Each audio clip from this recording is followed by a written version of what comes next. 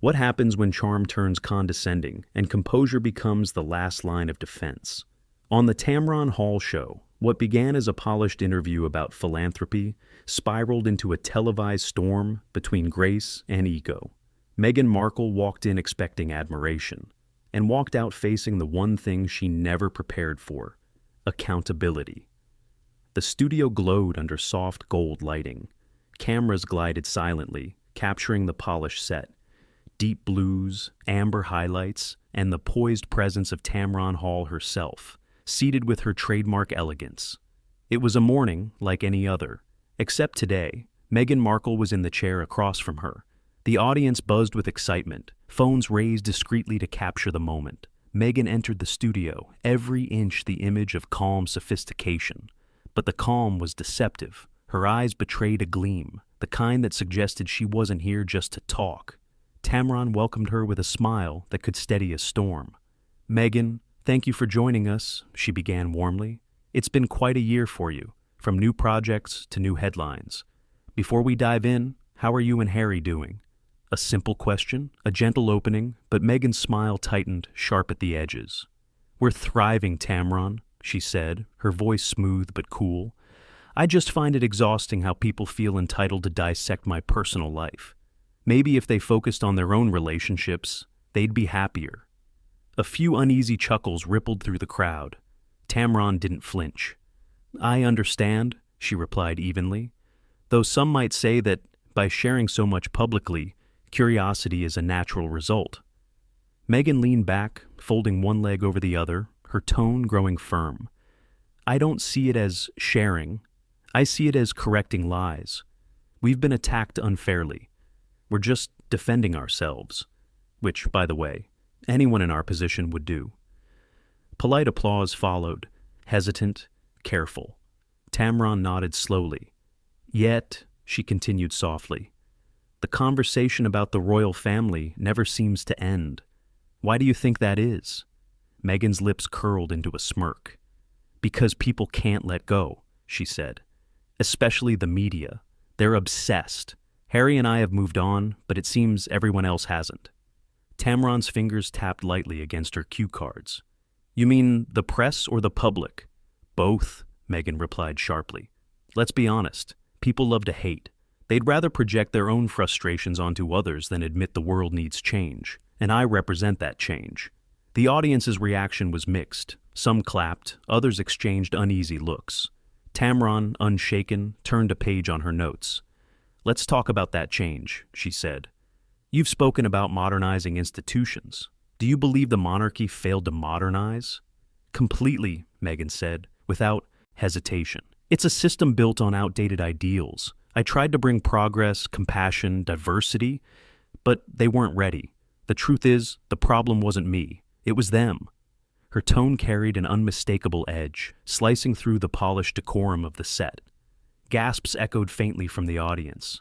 Tamron's voice stayed calm. "That's a strong statement." "It's an honest one," Meghan countered. "People don't like honesty. They prefer fairy tales. But I don't play along." The applause was half-hearted this time, a smattering of uncertain support. Tamron's eyes, however, gleamed, not with hostility, but recognition. She'd interviewed powerful people before, but few came in already fighting ghosts. Tamron shifted gears. "Let's go back for a moment. You had a successful acting career before royalty. Do you ever miss it?" Meghan laughed softly, a dismissive sound. "Acting? No, I've outgrown that. I'm doing work that actually matters now. It's fulfilling to do something real." Her tone lingered just long enough for the audience to catch its implication. Acting wasn't real, and neither were the people still doing it. Tamron's expression didn't waver. "I imagine many of your fans from that time might feel differently," Tamron said, voice even. "Do you think that earlier visibility helped shape your current platform?" "Not at all," Meghan replied quickly. "My platform is built on who I am, not on some TV show I did years ago. That's irrelevant now." A hum ran through the room. There it was, the first glimpse of arrogance behind the charm. Tamron leaned slightly forward, her tone soft but laced with subtle precision. "Well," she said, "our viewers might have their own thoughts on that." the studio filled with an awkward mix of applause and whispers. Meghan's eyes flickered, irritation disguised behind her well-practiced smile. When Tamron next spoke, her voice carried a deliberate calm, the kind born of restraint. "Let's touch on something more personal, if you don't mind. Your relationship with the late Queen was often described as cordial. How would you characterize it now?" For a moment, Meghan's face softened, then hardened again. "I respected her," she said, "but respect only goes so far when the entire institution refuses to do the right thing. People like to pretend our relationship was special, but the truth is, she could have done more. She didn't." Gasps swept through the audience like a wave. Even for an American crowd, criticism of the Queen carried weight. Tamron didn't blink. "Some might say that's a harsh view," she said gently, "especially given the affection the public saw between you." Meghan's reply came quick and sharp. "With all due respect, Tamron, you weren't there. It's easy to speculate from the outside." Tamron's lips pressed together, the faintest sign of tension, but her tone stayed even. "I understand, Meghan, but you've shared your version publicly many times. When someone shares their story, it becomes part of a larger conversation." Meghan let out a low scoff. "Ah, the conversation. That's the media's favorite excuse. Maybe it's time journalists stop pretending they're analysts and start listening instead." The air in Studio 6A thickened. The audience murmured. Tamron gave a small, controlled smile, the kind that warned of precision beneath restraint. "Well," she said calmly, "that's certainly one perspective." The cameras caught it all: Meghan's smirk, Tamron's poise, and the invisible wall forming between them. By the time the first commercial break rolled around, one truth was clear to everyone watching. This wasn't going to be another polite morning interview. It was about to become a battle of composure, and one of them was already losing ground. The air in the studio had changed. Gone was the pleasant hum of audience excitement, replaced by the quiet tension of people realizing they were witnessing something unravel live. The cameras rolled, capturing every twitch, every pause, every glance that lingered a second too long. Meghan sat with her chin slightly raised, her arms folded loosely across her lap, a picture of composed defiance. Tamron, by contrast, was still and centered, her posture unyielding but graceful. To the casual viewer, it still looked like an interview. To everyone in the room, it was something else entirely, a duel wrapped in civility. Tamron began carefully. "Meghan, you've often described your journey as one of self-liberation, breaking free from a system that constrained you. Yet, many would say that you continue to engage deeply with that same system. Your podcast, your documentary, your book, they all revolve around the monarchy. Why revisit what you've left behind?" Meghan's smile thinned. "Because people keep asking about it," she said coolly. "I can't control the obsession. I can only respond to it. Maybe it says more about the public than it does about me." Tamron's tone remained warm, but there was a quiet steel beneath it. "But you do have control over what stories you tell, don't you? Over what you choose to highlight?" Meghan tilted her head, eyes narrowing slightly. "I think it's fascinating how journalists love to frame that as my choice, when really I'm just reclaiming a narrative that was stolen from me. Maybe the media should stop pretending to be gatekeepers of truth." A few gasps and murmurs rippled through the audience.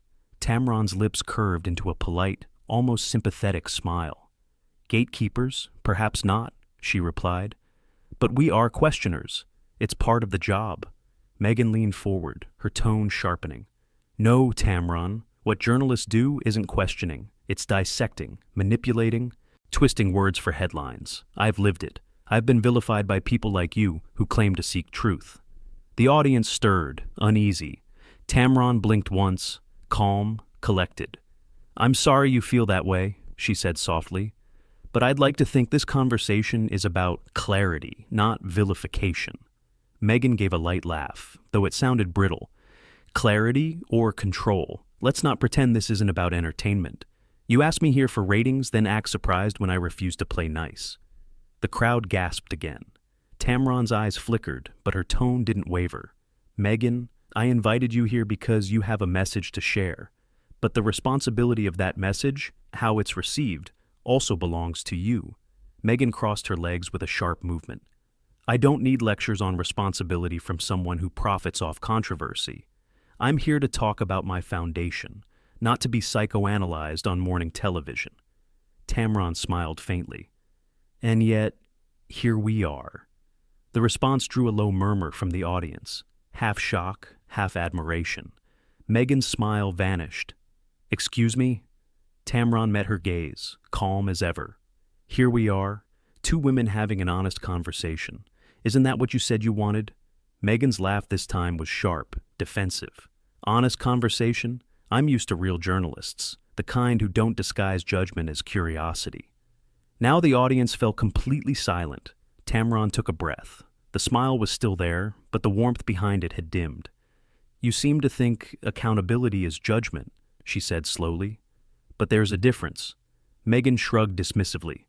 Call it what you like. I've dealt with enough accountability to last a lifetime, usually from people who've never been under a microscope themselves. Tamron's gaze didn't shift. True, but the microscope doesn't invent what it magnifies. It was subtle, a single line, delivered in the same tone Tamron used to ask about charity work or new book releases, but it landed like a thunderclap. The audience audibly gasped, then applauded. Meghan froze, her mouth slightly open, then the mask returned. Well, I see we're going for sound bites now. Good for you, Tamron. Tamron offered a serene nod. No sound bites, just perspective. Meghan's eyes flicked toward the cameras, then back. Her voice lowered, but the venom in it was unmistakable. You're very good at playing the composed journalist, but let's not pretend you're not enjoying this. Tamron's voice softened. Enjoying this? No, but I do believe in balance, giving guests room to speak while also asking the questions viewers deserve to hear. And who decides what they deserve? Meghan shot back. You, the audience, the same people who mock me for living authentically? Tamron's patience was visible, taut, stretched, but holding. Meghan, I don't think authenticity needs defending, but when authenticity becomes performance, people start to wonder which parts are real. That did it. Meghan's face hardened completely. You don't get to question my authenticity. You don't know me. I know your words, Tamron replied evenly, the ones you've chosen to share. The audience broke into soft applause, sensing the shift in energy. The quiet tug of war had now become visible. Meghan straightened in her seat. You're twisting everything I say, she said tightly. Typical. I come on your show to talk about something meaningful, and you turn it into tabloid theater. Maybe next time you should just invite my critics instead. Tamron folded her hands, unbothered. You've faced criticism before. You said it made you stronger. I'm giving you the opportunity to demonstrate that strength. The silence after that line was electric. The camera zoomed slightly closer. Meghan's clenched jaw, Tamron's unwavering gaze. Finally, Meghan exhaled sharply, forcing a smile. I think we both know strength looks different on me, Tamron, but not everyone can handle that. Tamron's smile returned, calm, controlled, dangerous. You might be right, not everyone can handle it. A brief pause, then she leaned forward, eyes locked on Meghan's. But sometimes, Meghan, it's not strength people struggle with, it's arrogance. The words dropped like glass onto marble. The crowd gasped. Meghan blinked, the confidence in her face flickering for the first time. Before she could respond, Tamron turned to the camera with perfect timing. We'll be right back after the break. The studio lights dimmed, but the tension stayed. Meghan stared daggers at Tamron, whispering something under her breath. Tamron didn't react. She simply picked up her cue cards and straightened them with quiet precision, because the break might have paused the broadcast. But the battle was far from over. When the cameras returned, the air in Studio 6A felt heavier, dense with unspoken friction. Even through the screen, viewers could feel it. The calm before something inevitable. Tamron smiled, but her eyes held a quiet warning. Meghan's expression, however, was pure defiance. That perfectly trained royal posture, chin high, smile fixed, but her eyes were sharp and cold. Welcome back, Tamron said smoothly. We're here with Meghan Markle, discussing her journey, her work, and her truth. At that last word, Meghan's lips twitched, almost into a smirk. My truth, she repeated. Yes, Tamron, Because for years, others tried to tell their version of my life. I think it's about time people started listening to me. Tamron nodded slightly. And many have, through your interviews, your book, and your documentary series. But some viewers wonder, if you've already told your truth so many times, why do you still feel unheard? It was a calm, fair question, but Meghan's expression changed instantly. I don't feel unheard, she said flatly. I feel misrepresented, and that's not my fault. That's the media's obsession with distorting strong women who speak their minds.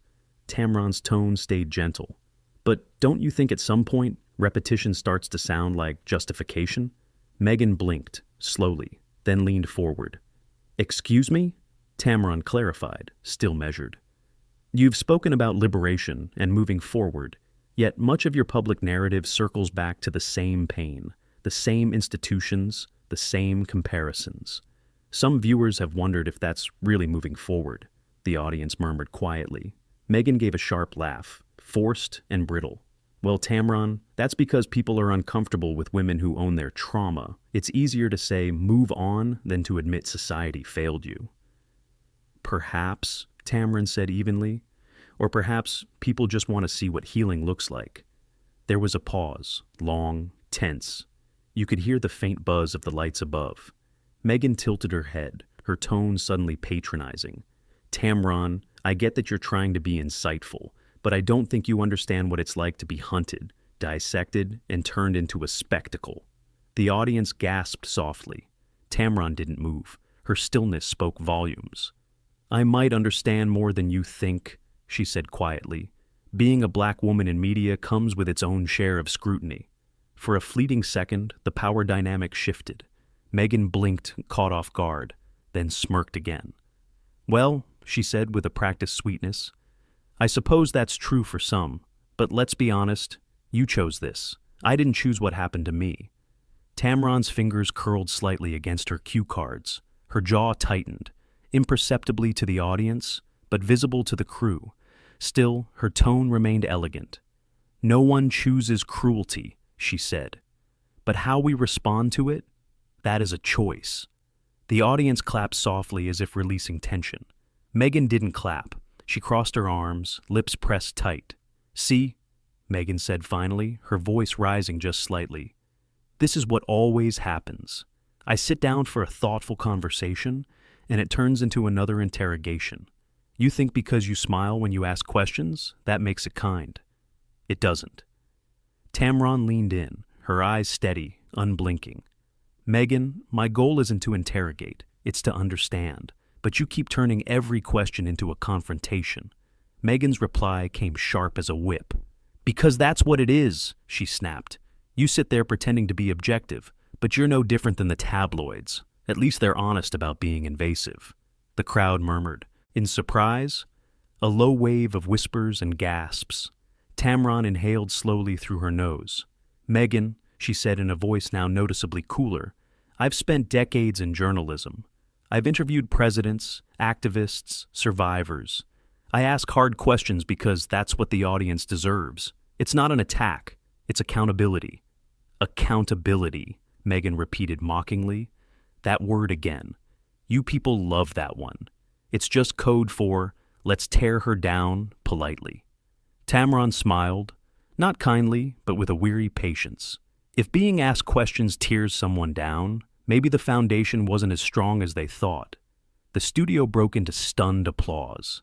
Tamron didn't even look at the audience. Her gaze stayed locked on Meghan.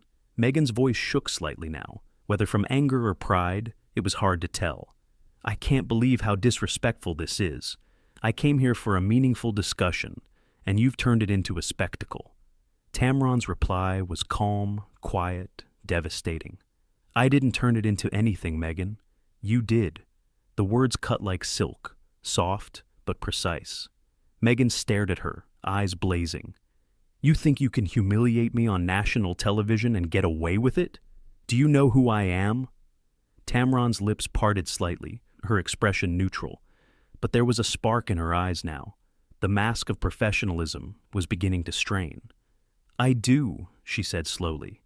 You're someone who says she wants to be treated like everyone else, but can't handle being questioned like everyone else.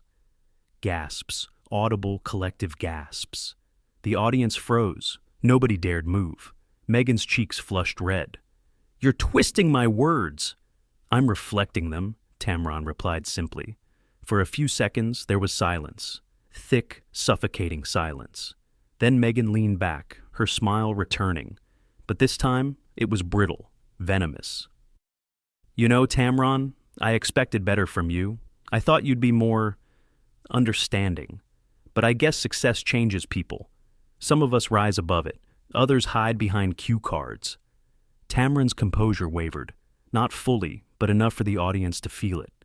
Her nostrils flared subtly as she set her cards down, very slowly. "Success doesn't change people," she said quietly. "It reveals them." A murmur ran through the crowd. Tamron straightened her back, folding her hands. "Let's take another short break," she said. But her tone was different now, colder, controlled. The camera panned out, catching Meghan's smirk and Tamron's icy calm in the same frame. Because everyone in that studio, from the crew to the audience, knew one thing for certain. When they came back from this break, someone wasn't walking out with their reputation intact. When the broadcast returned from its final commercial break, the mood was unmistakably different. Gone was the soft, conversational tone that had opened the morning. Now there was an almost electric stillness in the air. The audience sat frozen, the crew stiff behind their cameras. Everyone could sense that something was about to snap. Tamron sat poised, her notes untouched. Meghan leaned back in her chair, chin lifted, fingers tapping impatiently against her armrest. The polite veneer of civility had worn thin, replaced by something raw and brittle. Tamron began carefully, her voice steady as glass. "Before the break, we were talking about accountability and your perspective on how the media has treated you. I'd like to take this moment to ask something broader." Meghan gave a sharp, humorless laugh. "Oh, I'm sure you would." Tamron didn't react. "Many people," she continued, "admire your advocacy and humanitarian work. But there's also a perception, fair or not, that you often frame criticism as persecution. Do you think that perception comes from misunderstanding or from the way you respond to it?" The question hung in the air like a held breath. Meghan's eyes widened slightly before narrowing again. "You really think that's a fair question, Tamron? Or are you just trying to get your viral clip?" Gasps rippled through the studio. Tamron inhaled slowly, the sound barely audible through her mic. Her composure was still there, but a faint crack had begun to show. "I ask the same kind of questions to everyone who sits in that chair," Tamron replied calmly. "You're not being singled out." Meghan laughed again, louder this time. "Please, don't insult my intelligence. You invited me here to poke, to prod, to get your moment. Because that's what you people do. You build women up and then tear them down for entertainment." Tamron leaned slightly forward. "You keep saying you people. Do you mean journalists, women, or anyone who challenges you?" The audience murmured, a low wave of tension sweeping through. Meghan didn't answer. Instead, she turned to the crowd and said, "See, this is exactly what I'm talking about. Everything becomes a trap, a headline. Meghan loses it again. That's what you want, isn't it?" Tamron's tone remained soft, but her gaze sharpened. "No, Meghan. What I want is honesty." "Honesty?" Meghan repeated, incredulous. "You want honesty? Fine. Here's honesty. The only reason you and every other network even care about me is because of who I married, not because of what I do, not because of my work, because it sells." Tamron nodded slightly. "You might be right, but doesn't that also mean you've benefited from it?" The silence that followed was suffocating. Meghan's mouth opened, but no words came out. Tamron pressed gently, the velvet glove concealing iron beneath.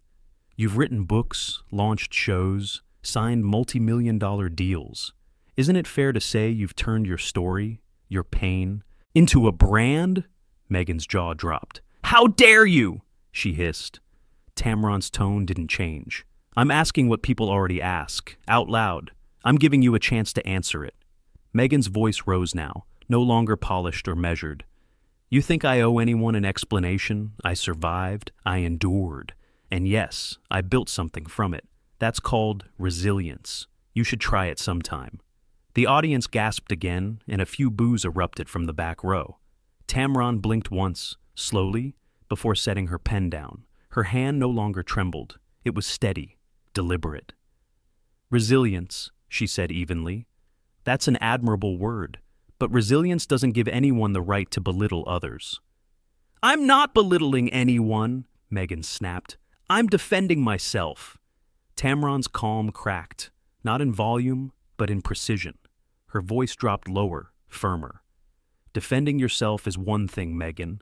Attacking everyone who asks a question, that's something else entirely."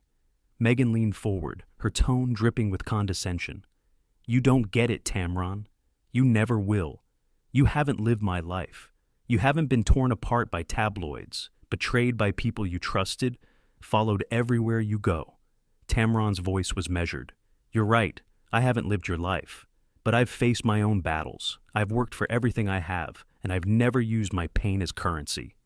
That line hit like thunder. The audience erupted into applause. Meghan's face flushed crimson. She forced a smile, but it faltered instantly. "Oh, so now I'm profiting off my trauma?" she spat. "Is that the angle? The strong black journalist calling out the spoiled duchess? Congratulations, Tamron. That'll get you clicks." Tamron's expression hardened. The smile was gone now. Her tone turned from composed to commanding. "Don't twist this into a narrative about race or rivalry. This is about behavior, yours." Meghan scoffed audibly. "You're unbelievable. You pretend to uplift women, but you're tearing one down right now." Tamron leaned forward, voice low but cutting. "Uplifting women doesn't mean enabling arrogance. It means holding everyone, including women like you, accountable for their words." The audience broke into applause again, louder this time. Meghan's face contorted, anger overtaking composure. "I don't have to sit here and take this," she snapped, ripping the mic off her collar. Tamron's tone was final, calm, unshakable now. "Then don't." The studio froze.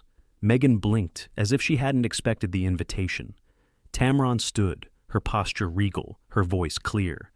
"If you feel this space isn't serving you, you're free to leave. But while you're in my studio, you will treat people with respect, including me."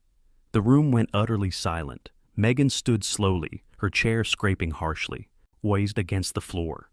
"You'll regret this," she said, voice trembling with rage. "You just ended your career moment, Tamron."